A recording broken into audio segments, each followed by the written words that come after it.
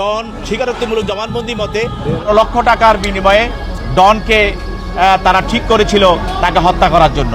স্বামীরা ছিলেন, অন্যান্য আসামিরা ছিল। এই জবানবন্দির ভিত্তিতে পরবর্তীতে আদালত এই স্বামীরা প্রায় ৩ দশক ধরে যে মৃত্যুর ঘটনাটি কেবল একটি অপমৃত্যুর ধোঁয়াশায় ঢাকা ছিল, আজ ৩০ বছর পরে নতুন সাক্ষ্য প্রমাণ আর জোরালো আলামতের ভিত্তিতে সেটি রূপ নিয়েছে একটি পরিকল্পিত হত্যা মামলায়। আর এই চাঞ্চল্যকর পট পরিবর্তনের কেন্দ্রবিন্দুতে রয়েছে সালমান শাহর রহস্যজনক মৃত্যুর প্রধান আসামি ডন ও সামিরা।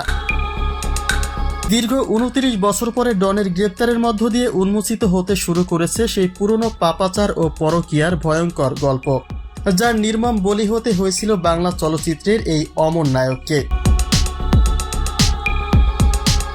আইনজীবীদের মতে বিচার প্রক্রিয়ায় কিছুটা দীর্ঘসূত্রিতা থাকলেও এবার আসামিদের জন্য অপেক্ষা করছে চরম ও কঠোর শাস্তি। বহুল আলোচিত এই হত্যা মামলায় ডন ও সামিরার বিরুদ্ধে আনীত অভিযোগ প্রমাণিত হলে তাদের সর্বোচ্চ সাজা হিসেবে ডনের মৃত্যুদণ্ড এবং সামিরার যাবজ্জীবন কারাদণ্ড নিশ্চিত হতে পারে বলে জোরালো ইঙ্গিত দিয়েছেন আইনি বিশেষজ্ঞরা।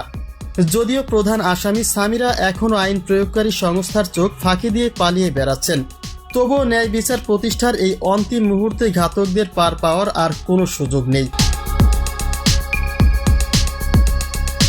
৯০ দশকে ঢাকায় চলচ্চিত্রের আকাশচুম্বী জনপ্রিয়তার মধ্য গগনে ছিলেন সালমান শাহ।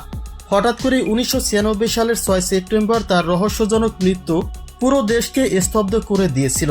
কোটি ভক্তের হৃদয়ে রক্তক্ষরণ ঘটিয়ে চলে যাওয়া সেই চিরসবুজ নায়কের মৃত্যু সেদিন থেকে একটি সুপরিকল্পিত হত্যাকাণ্ডের সন্দেহে মোড়ানো ছিল। কিন্তু প্রভাবশালী মহলের ইন্ধনে এবং নানা অদৃশ্য শক্তির জোরে মামলাটিকে বছরের পর বছর ধরে কেবল অপমৃত্যুর খাতায় বন্দী করে রাখা হয়েছিল। তবে সত্য কখনো চিরকাল চাপা থাকে না। দীর্ঘ ২৯ বছর পরে মামলার তদন্তে যুক্ত হয়েছে নতুন ও অকাট্য কিছু তথ্য। মামলায় নতুন মন নেওয়া তদন্তের ধারাবাহিকতায় ডনের গ্রেপ্তার ও রুদ্ধদ্বার কপাট খুলে দিয়েছে। বেরিয়ে এসেছে ডন এবং সামিরার গোপন পরকীয়া সম্পর্কের সেই অন্ধকার অধ্যায়। মূলত এই অনৈতিক সম্পর্কের কথা জেনে ফেলাই কাল হয়েছিল সালমান শাহর জন্য। সেই গোপন অভিসার ও পরকীয়ার সম্পর্ক টিকিয়ে রাখতে এবং নিজেদের অপকর্ম ঢাকতেই যে সালমান শাহকে ঠান্ডা মাথায় দুনিয়া থেকে সরিয়ে দেওয়া হয়েছিল, আজ তা ক্রিস্টাল জলের মতো পরিষ্কার।